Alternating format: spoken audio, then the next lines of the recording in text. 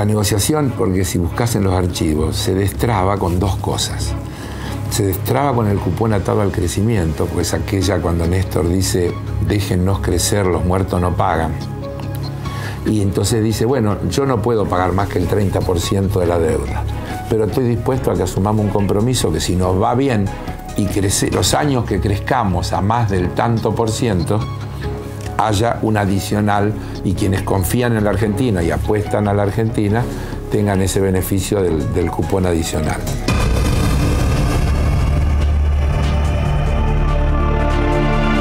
Los buitres no solo están en los paraísos financieros, en las sombrías cunas de Wall Street. Los buitres abundan y se presentan minuto a minuto en varios de los medios más vistos del país. Hubo errores garrafales que cometió el gobierno argentino.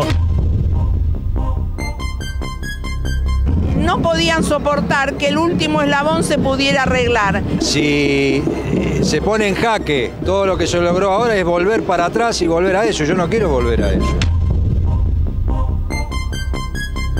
Bueno, acá esto es Fundación Mercado Central, Proyecto Nuestro Sueño, y es un lugar donde nos dedicamos a la capacitación y formación laboral de personas especiales.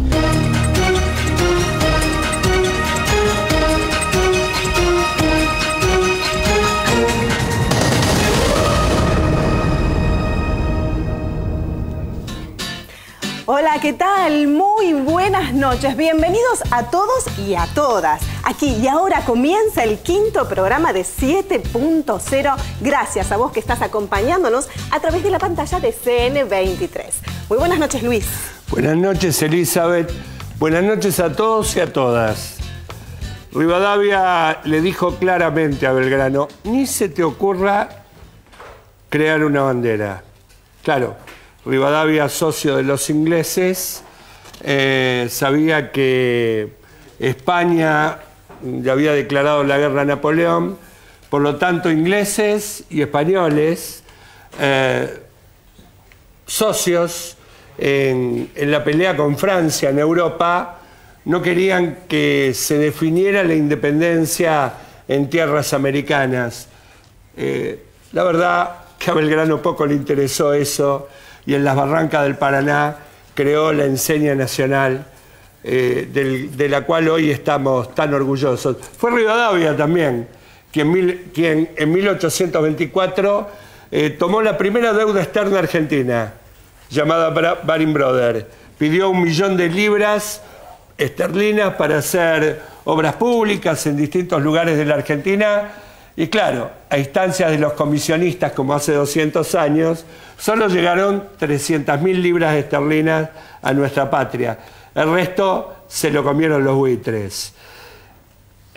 Lo digo así al pasar y de manera tangencial, porque por estos días se ha hablado mucho de un juez norteamericano, el juez Griesa. Lo habrán escuchado en todos los canales, ocupando prácticamente todo el espacio informativo. Griesa falló en favor de los fondos buitres. La Corte Suprema de los Estados Unidos se negó a tomar el caso argentino, por eso queda firme el fallo del juez Griesa. Yo me pregunto, ¿qué pasaría si fuera al revés?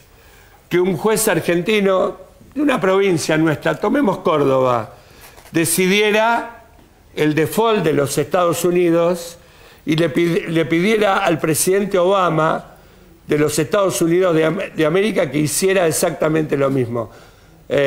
Aplicar el criterio de regla de 3 compuesta inversamente proporcional a veces suena hasta ridículo.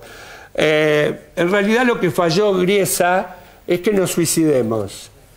El juez Griesa quiere que la Argentina se suicide.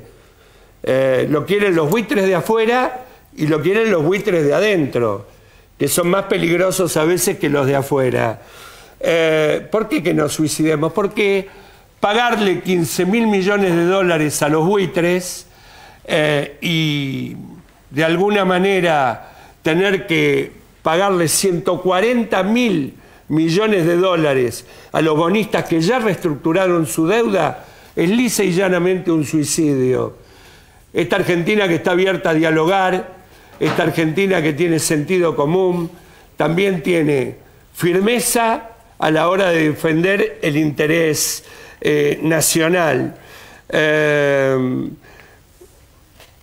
es el mensaje que Griesa le manda a la humanidad? Le está diciendo a los grandes capitales del mundo, ustedes especulen, ni siquiera se les ocurra poner una fábrica o generar trabajo. Esa ha sido la esencia del anarquismo financiero, que ha sido el motor de la globalización mundial y que nos ha dejado 2/3 partes de la humanidad en la pobreza, en la más absoluta de las pobrezas. Se viene un debate fuerte, que es el anarquismo financiero versus el capitalismo. Aquel capitalismo que nos enseñaron en la educación terciaria o en la universidad, aquel capitalismo de Smith, de Ricardo, ¿qué quedó de aquellos conceptos?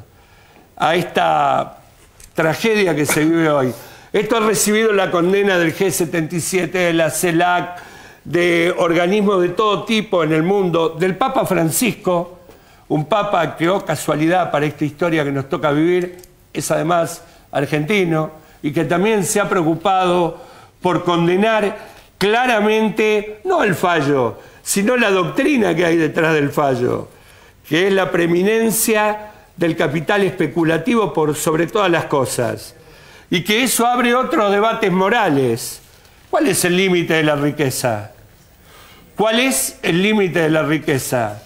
Paul Singer, el dueño de este, administrador, coordinador, CEO, no sé, pongámosle el nombre que querramos, que coordina este fondo buitre que litigó con la Argentina, posee una fortuna de 15.000 millones de dólares. Las reservas federales en nuestro país son 28.000.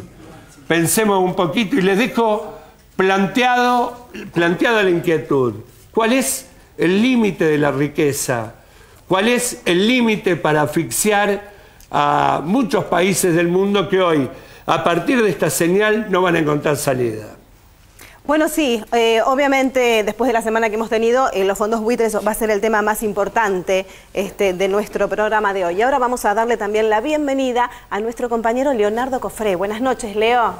¿Qué tal? Buenas noches. Y hoy nos propusimos desandar de alguna manera los caminos por los cuales nos quieren llevar algunos a la hora de analizar toda esta temática de los fondos buitres, las cosas que se han dicho, las que se repiten sin mucho sentido, las mentiras que se tejen una a una. Para ello tenemos invitados, que ya los veo desde aquí en nuestros estudios, pero también una nota con el diputado del Nuevo Encuentro, que estuvo también en la comisión de distintos bloques de diputados que fueron a Estados Unidos a proponer otra posibilidad, a proponer una voz distinta también allí para que se nos escuchara. Me refiero a Carlos Heller. Todo eso en un rato. Bien, pero eso no es lo único que vamos a tener y ahora le damos también la bienvenida a otro compañero, Francisco Noriega. Bueno, muchísimas gracias, Eli. Buenas noches para todos. Tenemos como cada semana la tapa que no fue, que es lo que ocultan desde algunos medios de comunicación para tratar de marcar el desánimo constante, la insatisfacción constante. Y en este caso tiene que ver con el apoyo mundial que recibió la República Argentina respecto de este ataque de NML, de Paul Singer y de la Corte de Estados Unidos. Más allá de esta campaña que estamos viendo que hizo la gente de la Garganta Poderosa en Brasil, la Argentina recibió el apoyo de Italia, de Francia, del Papa, de Pepe Mujica, el presidente uruguayo, porque en muchos países se entiende que el caso de la República Argentina será un ejemplo simplemente y que después habrá muchos países que están en la misma situación y puede ser un peligro para ellos. También hay inversiones en Tierra del Fuego que suelen quedar fuera de algunos medios de comunicación y un mundial que se está viviendo de manera diferente, bares, restaurantes,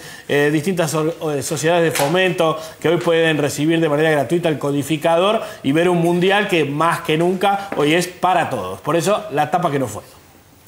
Bien, y si vos querés comunicarte con el programa y participar, podés hacerlo a través de las redes sociales, como por ejemplo el Twitter, que nunca duerme, le digo yo, es el Twitter de Luis, @Luis_Delía. También podés enviar mensajes de texto al celular de Luis, 11 5 409 70 73, o también podés comunicarte a través del Facebook 7.0 Televisión. Ahí puedes dejar también tus mensajes y tus opiniones aquí al programa. Y ahora nos vamos rápidamente a Leo, que tiene algo para presentar.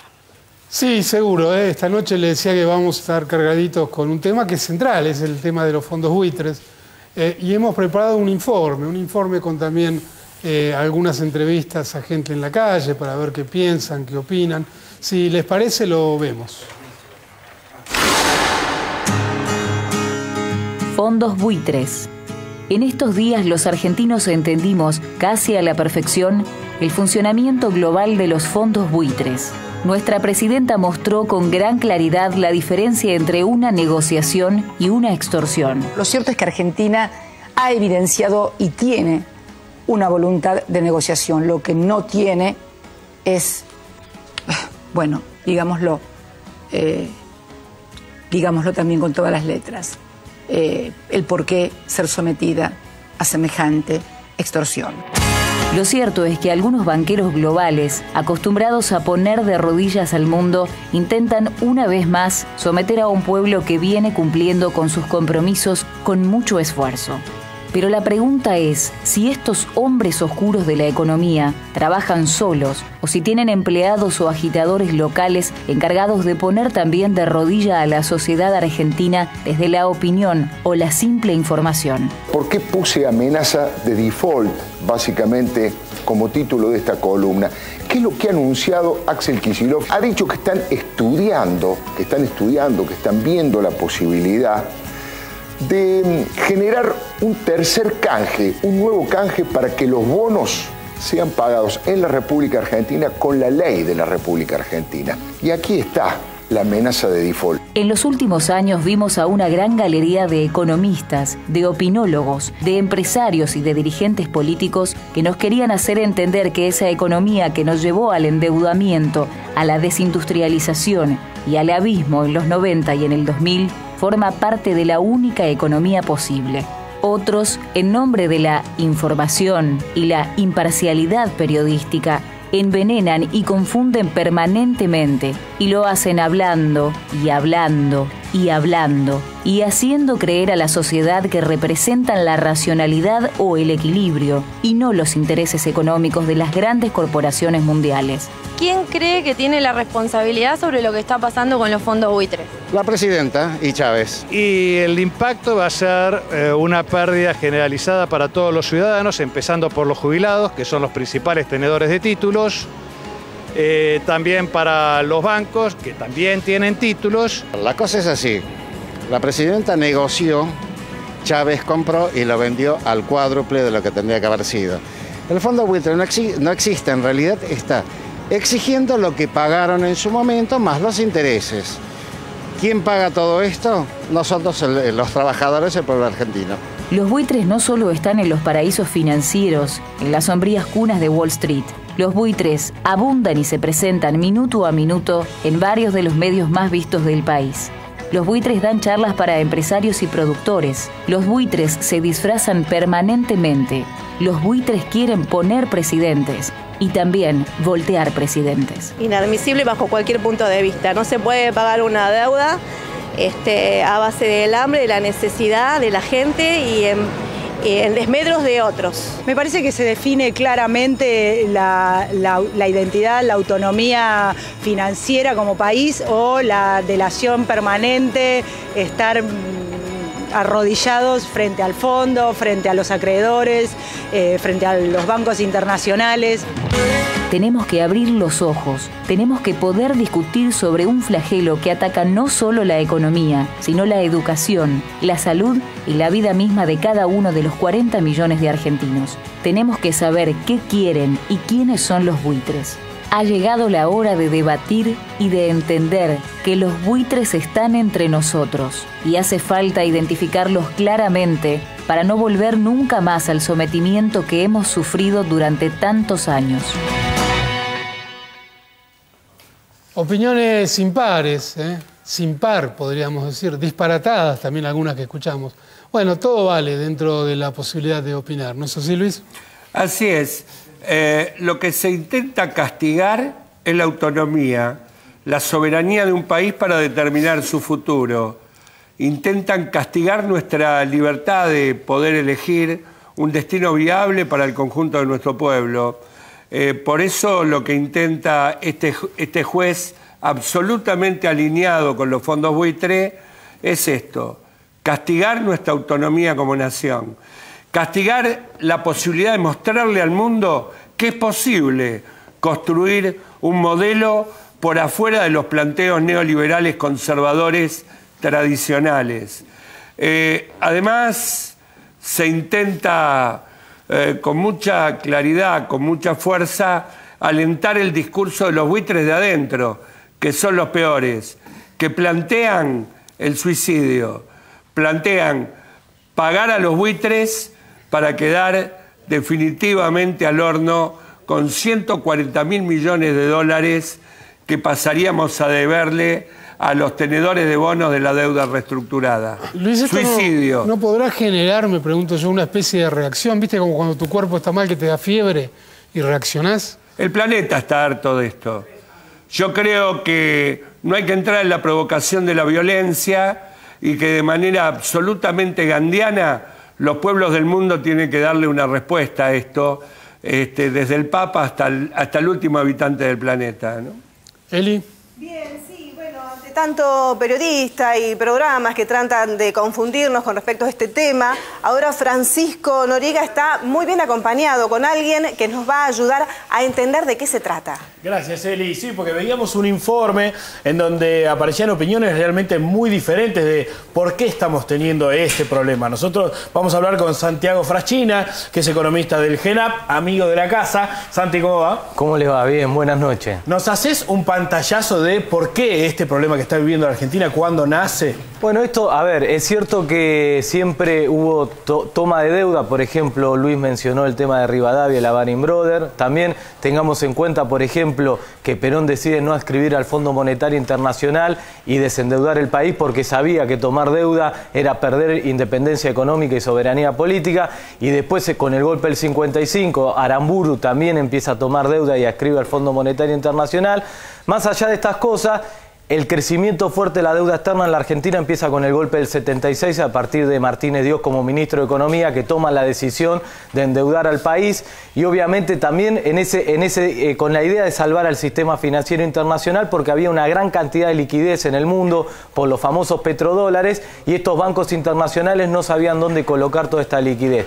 Y el golpe de Estado del 76 en la Argentina y con Martínez Dios, con la construcción de un nuevo modelo económico, porque la idea de Martínez Dios era romper el modelo de industrialización que se venía generando, sobre todo y particularmente desde la época del 46 con Perón, la industrialización por sustitución de importación, esa famosa propaganda de Martínez Dios de la silla Made in Argentina, te sentabas, te caías, sí. Y las sillas extranjeras eran todas buenas. El mensaje de Martínez Dios es, bueno, vamos a importar todo. Importar todo era desindustrializar la economía argentina y generar desempleo. Pero además le generamos un negocio a los grupos económicos, que la medida se llamó liberalización de la cuenta de capital de la balanza de pagos, que es simplemente permitirle a los grupos económicos endeudarse en el extranjero y poder fugar plata. A partir de ahí, de la decisión de Martínez Dios y de la dictadura, empezó lo que se llamó la bicicleta financiera, donde los grupos económicos con nombre y apellido empezaron a endeudarse en el extranjero, una tasa de interés baja, la traían a la Argentina, la ponían en los bancos a una tasa de interés más alta y después esa renta financiera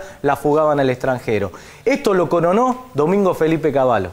En el año 82, como presidente del Banco Central, en plena dictadura militar, Domingo Felipe Cavallo toma la medida de estatizar la deuda externa privada. ¿Qué le dice a los grupos económicos?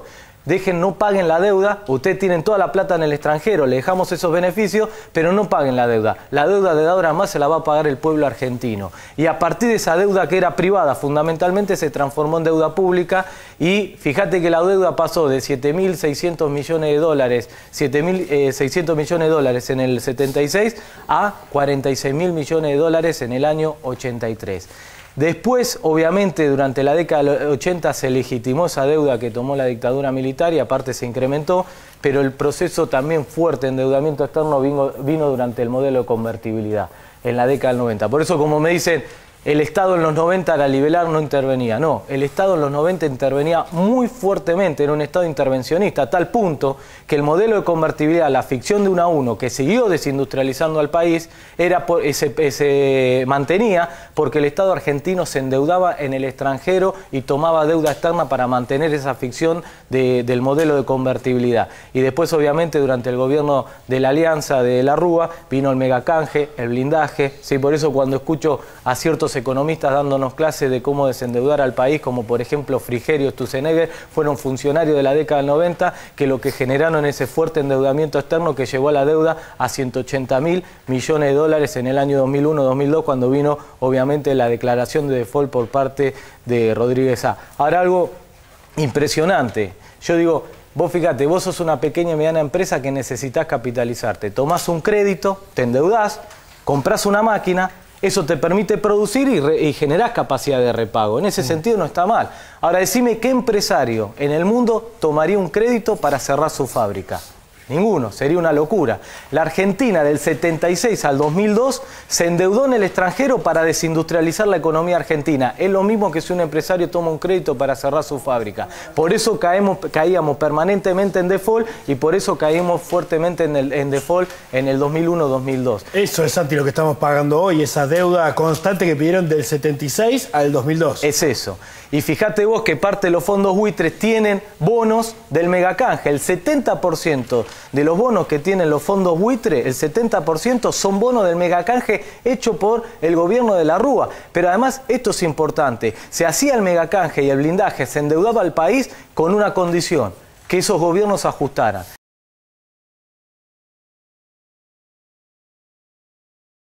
Cerraran las fábricas, privatizaran, es decir, endeudaban con condicionamiento del Fondo Monetario Internacional, que obviamente eran políticas económicas que las terminaban pagando los sectores populares y la clase media a medida que los bancos se llenaban de plata con el endeudamiento del Estado argentino. Es eso lo que estamos generando. Fíjense que del 2003 no se ha tomado deuda externa, sí se ha pagado. Y lo que hizo el gobierno nacional es reestructurar la deuda, que eso le permitió, primera reestructuración de la deuda 2005 y segunda reestructuración de la deuda 2010, lo cual permitió ahorrarle a la Argentina casi más de 65.000 millones de dólares que se hubieran ido a los bancos, y eso le permitió al gobierno poder pagar la deuda, sí, poder pagar, pero al mismo tiempo desarrollar la economía argentina. Gracias, Santiago. Seguimos, Luis. Sí, una pregunta para Santiago que a mí me da vueltas en la cabeza, como a cualquier ciudadano de a pie en nuestro país.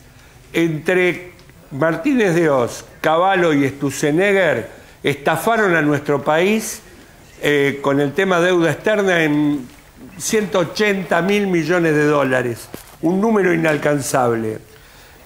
Todos están impunes, es más, las causas que investigaban el megacanje y el blindaje prescribieron hace muy poquito. Y paradójicamente hoy, Amado Boudou, el gran expropiador de los banqueros chorros en el tema AFJP, es tildado de ladrón por los medios hegemónicos. ¿Qué reflexión te mueve esto, Santiago? No, bueno, eso es cierto. Las 3 décadas que van del 76 al 2002 simbolizan eso, simbolizan el saqueo del pueblo argentino a favor de los grandes bancos.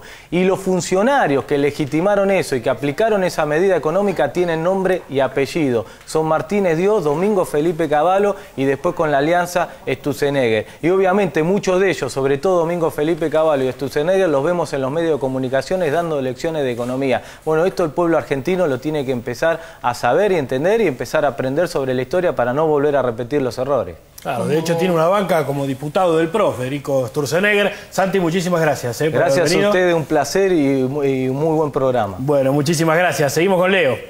Decía, como todo tema importante para nuestra patria, la memoria es algo efectivo. Y hoy con Carlos Heller pudimos apelar a ella.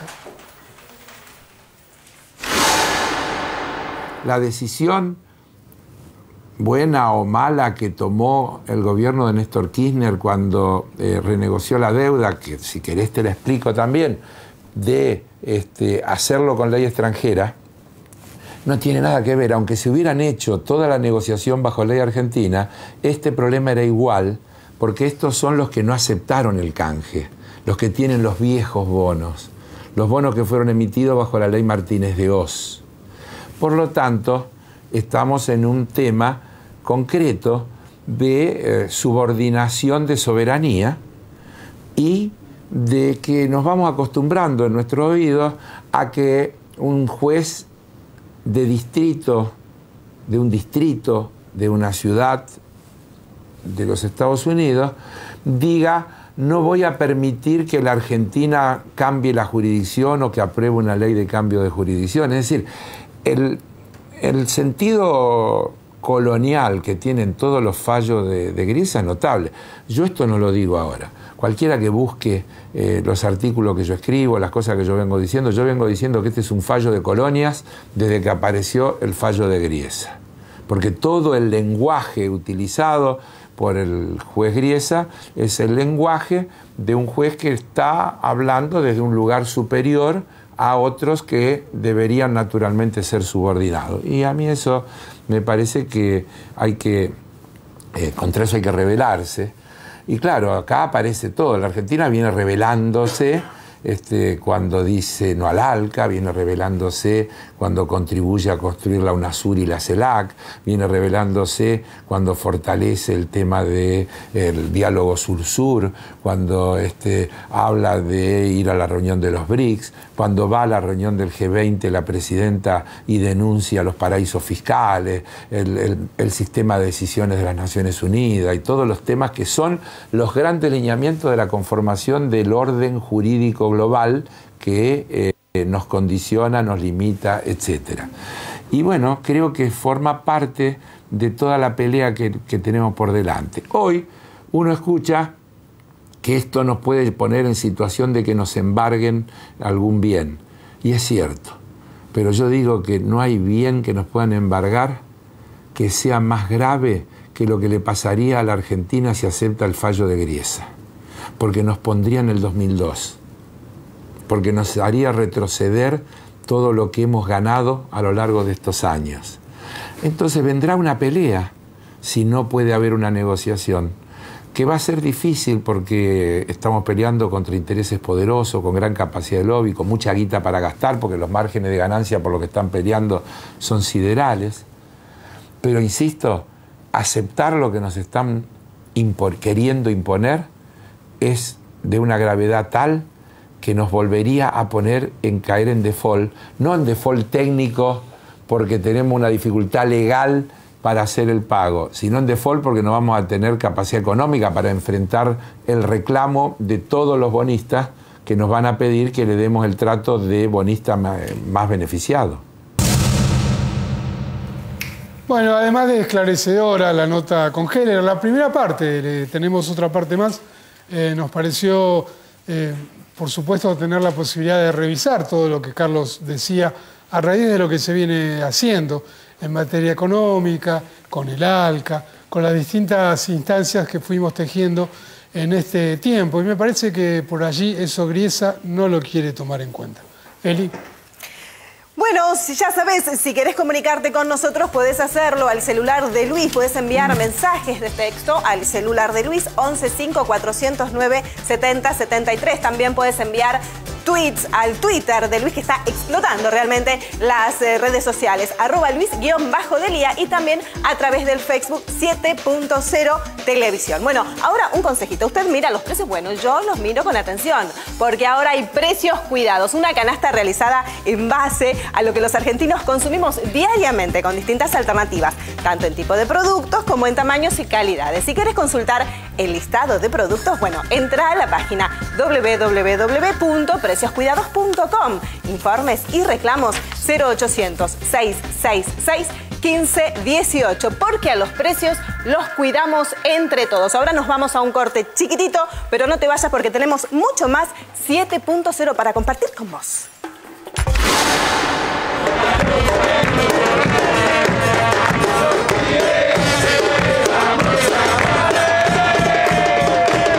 Yo vengo porque me considero, a mis 68 años, es la primera vez que en esta década yo me he involucrado en un proyecto político que no viví en mi vida y que he vivido desde la Revolución del 55 en adelante.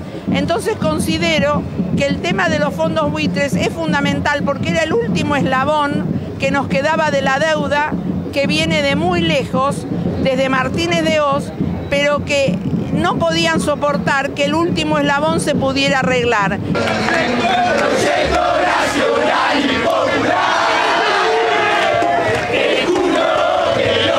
Yo creo que es una injusticia para nuestro país porque se aprovechan de una situación que, aunque es legal, está muy en el filo de lo que puede ser legal y ilegal, y a través de eso ellos usan su poder de grandes empresarios, un gran país, pero se aprovechan de nosotros. Yo creo que es una situación de dominación, de que ellos creen que por ser estadounidenses, que por ser buitres, que por ser empresarios, pueden venir y aprovecharse de nosotros, que somos un país, tal vez ellos lo ven como menor, como latinoamericano, pero nosotros estamos saliendo de esa situación, estamos creciendo mucho como país, y yo creo que sí es una situación de justicia, pero que vamos a poder hacer frente. Un poco para defender lo que es el trabajo y los logros que tuvimos hasta ahora.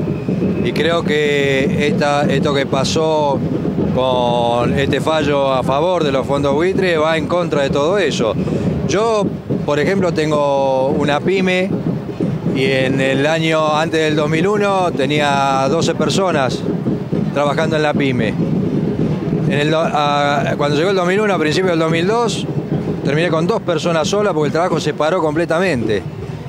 Y hoy tengo 18 personas trabajando en la pyme. Y yo vengo a defender eso, vengo a defender a la gente porque hoy, si se pone en jaque todo lo que se logró ahora, es volver para atrás y volver a eso. Yo no quiero volver a eso. Piensa, como escuché ayer en un programa de televisión.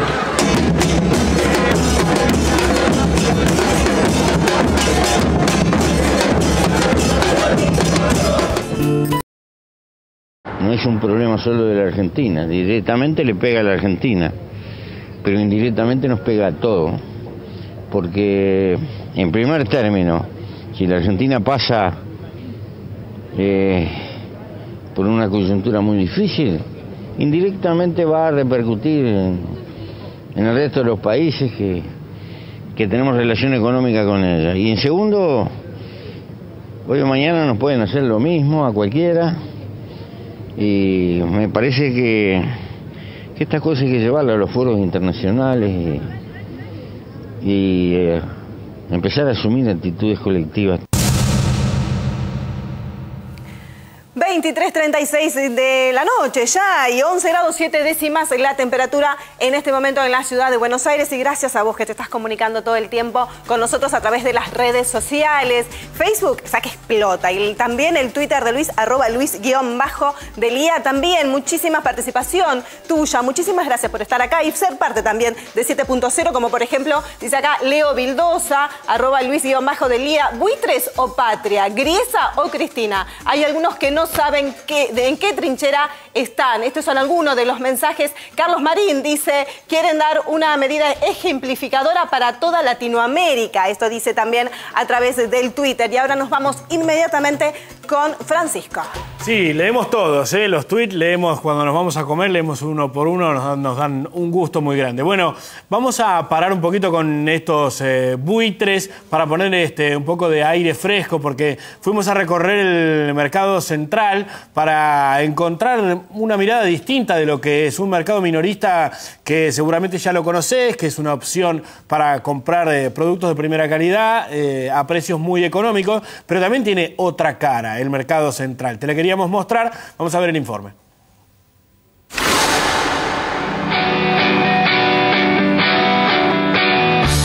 Estamos en Tapiales, estamos en el Mercado Central de Buenos Aires, un predio de 200 hectáreas en donde trabajan 5.000 personas y los fines de semana lo visitan 50.000.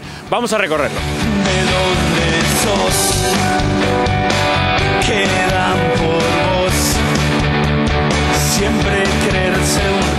Esta es la imagen que has visto muchas veces de lo que es el mercado central, pero nosotros no vinimos a ocuparnos de esta feria minorista. Te vamos a mostrar otro costado, una parte que nadie te mostró, que no conoces y que realmente vale la pena. Acompáñanos.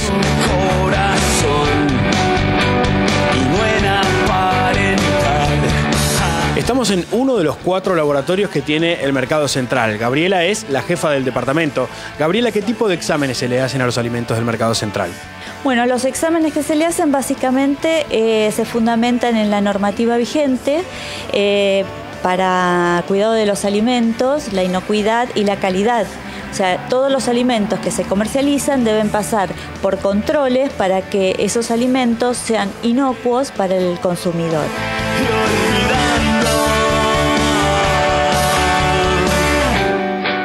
Estamos con Emilio González, que es el director de este centro médico que funciona en el mercado central. Emilio, ¿cuánto hace que está este centro médico acá? Y está desde el 2010. Este centro médico fue inaugurado incluso por la Presidenta de la Nación en septiembre del 2010. ¿Qué significa para la gente que trabaja acá? ¿Qué tipos de especialidades cubren? Y cubre, por empezar, digamos, guardia a las 24 horas del día de los 365 días del año, con ambulancia permanente. ¿Consultorios de qué tienen?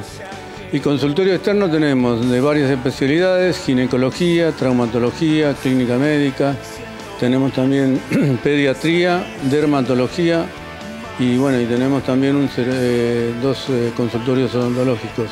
¿Y qué significa tener un centro médico como este acá? Es importante, es una gran ayuda porque bueno, tenemos el trabajo acá cerca y entonces cualquier cosa que pase está la urgencia justa. Así que, y bueno, ahora que tengo a la nena también es muy importante que esté este centro. ¿Qué le tocó hoy a la pobre? La vacuna antigripal. Estamos dentro del Mercado Federal, una iniciativa del Ministerio de Desarrollo Social. Estamos con Noelia, que trabaja aquí. Noelia, ¿qué tipo de productos se venden acá? Son todos productos de cooperativa. Trabajamos tanto de Catamarca, productos de Catamarca, como de Córdoba, de Entre Ríos, que tenemos cosas de San Pedro en especial. Productos regionales. Productos regionales.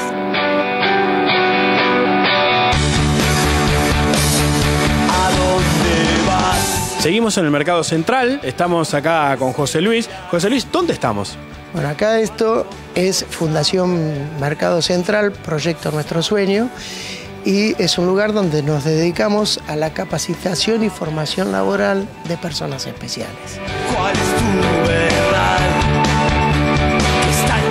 ¿Cuántos chicos tienen trabajando acá? En este momento tenemos 21 personas. Y vos dijiste bien, trabajando.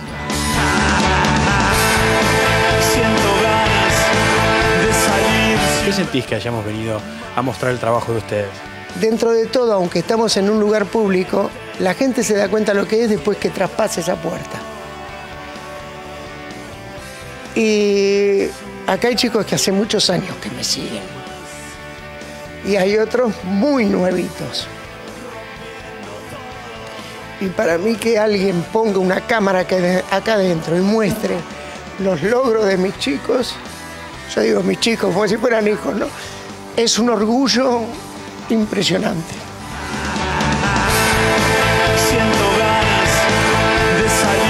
A mis espaldas está el Mercado Central. Hoy te mostramos otra cara. También porque este es un ejemplo de la articulación de las políticas de Estado. A través de la seguridad de los trabajadores, con el nuevo centro médico, la inclusión con el taller de chicos con capacidades especiales, la seguridad alimentaria en sus 4 laboratorios y la posibilidad de la gente de acceder a productos a precios justos. Esta es la otra cara del Mercado Central. La viste acá, en 7.0.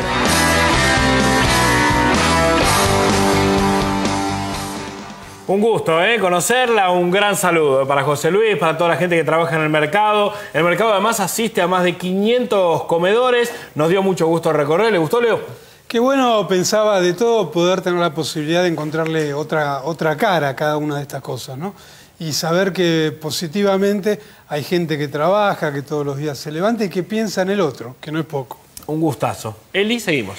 Sí, qué bueno, ¿no? Y que nosotros también nos podamos enterar, porque esto, como decía el señor recién, José Luis, creo que se llamaba, qué bueno que llegue una cámara ahí que te lo pueda mostrar a vos también, que no tenés idea de las cosas que pasan realmente tan lindas en nuestro país. Bueno, seguí comunicándote con nosotros. Realmente el Twitter está terrible, el Facebook mucho más, @Luis_Delías, el Twitter de él. También puedes comunicarte a través del celular de él, tenés que enviar mensajes, 1154097073. Y hablando de Luis, ahora te voy a decir, estás con un invitado.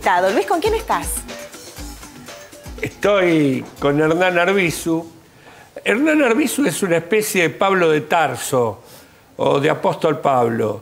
Era un tipo que antes mataba a los cristianos y que camino a Damasco, cuenta la historia, se cayó del caballo, se golpeó la cabeza y ese golpe lo convirtió.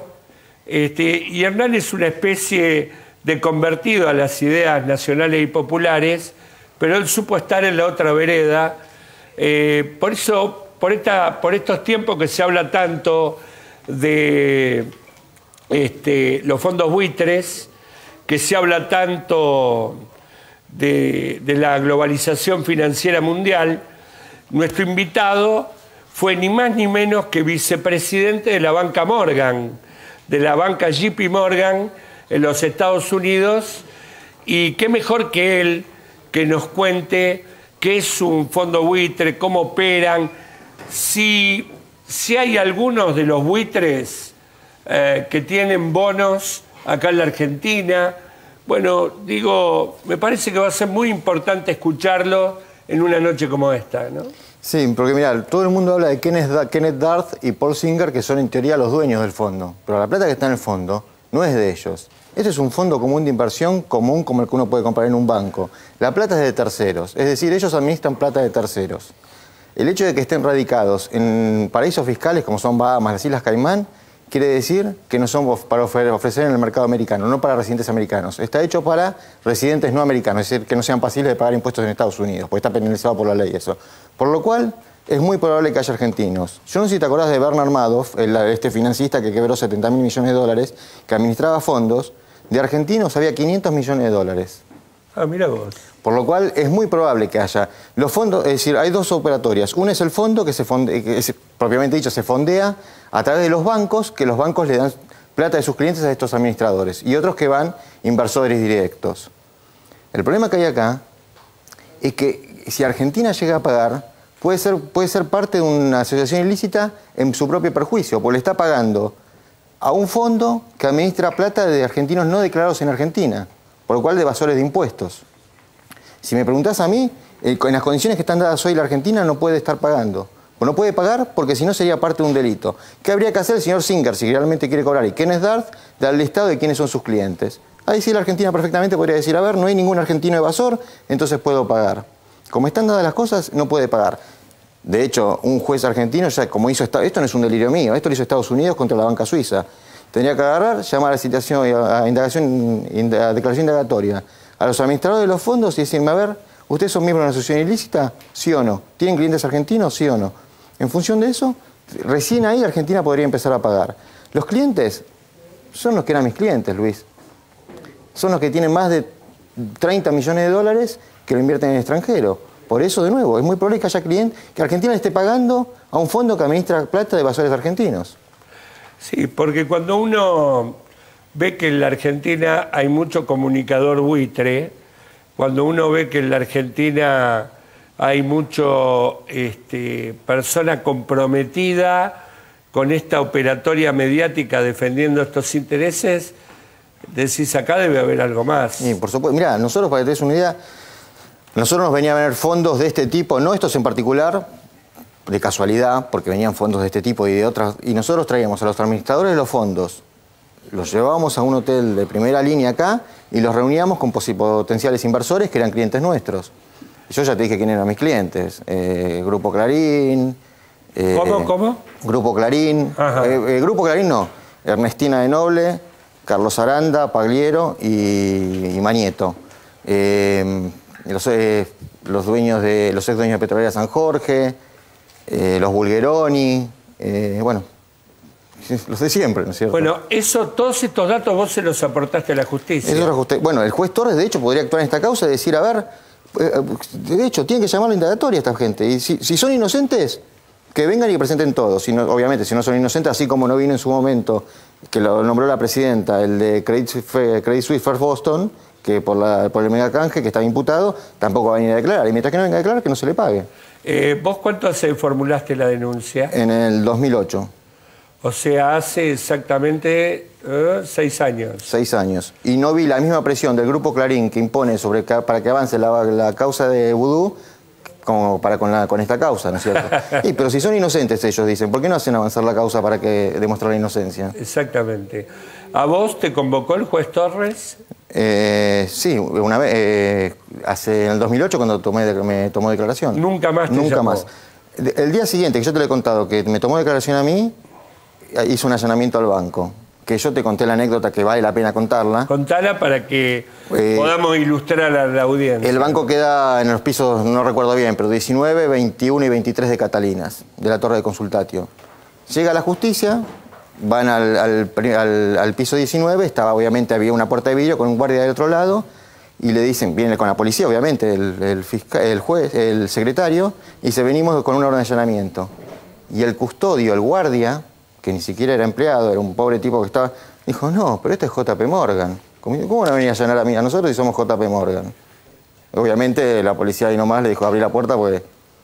A vos que, como financista, como hombre de la economía, cuando ves la historia de los últimos 3 o 4 décadas en la Argentina, donde entre Martínez de Oz, Cavallo y Sturzenegger nos estafaron, no sé si es la palabra correcta, en 180.000 millones de dólares, dólares más, dólares menos, y hoy están impunes. Y por un lado ves a Amado Vudú, que es el autor ideológico de la expropiación a los banqueros chorros de los fondos de las AFJP, tratado de corrupto. A vos que venís de esos fangos, por denominarlo de alguna manera, ¿cómo te cae eso? ¿Cómo lo ves? Mira, yo te he contado muchas veces, lo que más rechazo me genera es la hipocresía con que hablan que son los reyes de la ética y la moral. Hay que aclarar que en toda estructura hay canje de deuda y emisión de deuda, hay comisiones para los bancos emisores y para los intermediarios, que los intermediarios son siempre los mismos, son los nombres, o Cavallo, o Sturzenegger, o todos los economistas que salen hablando del liberalismo y que la emisión de deuda y arreglar con la estructura financiera es lo mejor que le puede pasar al país. Vamos a Elizabeth. Muy bien, muchísimas gracias. Entonces creo que ahora nos quedó más que claro quiénes son los que están detrás de los fondos buitres, porque en otros canales a lo mejor te hablan del juez Griesa y nada más, pero acá nosotros sabemos un poquito más. Bueno, se nos terminó el programa, quedó muchísimo sin poder contar. Gracias, Leo y Francisco. Bueno, mañana juega la selección, a la 1 de la tarde. Vamos a Argentina frente a Irán en el segundo partido en Brasil 2014. Míralo por TV Pública y por Fútbol para Todos. Muy bien, y ahora me gustaría, Luis, que nos pudiéramos ir con un fragmento del himno, esa partecita que nadie conoce. Sí, me quiero parar, me quiero abrochar el saco y quiero decirles que arbitrariamente tomé un pedacito del himno que no que no se canta y corté otra media estrofa. Pero me quiero ir esta noche con mis compañeros diciéndola, porque tiene una actualidad tremenda. Estas estrofas que no se cantan más y de alguna manera fueron prohibidas por los liberales conservadores. Ya los veis sobre México y Quito arrojarse con saña tenaz, y cual lloran bañados en sangre Potosí, Cochabamba y La Paz. Ya los veis sobre la triste Caracas sangre, luto y muerte esparcir. Ya los veis como devoran hambrientos, hablando de fondos buitres, ¿no? Todo pueblo que logran rendir. Se levanta a la faz de la tierra una nueva y gloriosa nación, coronada a sus 100 de laureles y a sus plantas rendida un león. En este 20 de junio, ¡viva la patria! Muy bien, nosotros nos reencontramos nuevamente entonces el viernes que viene a las 23. Ahora se quedan con Hipertexto 23.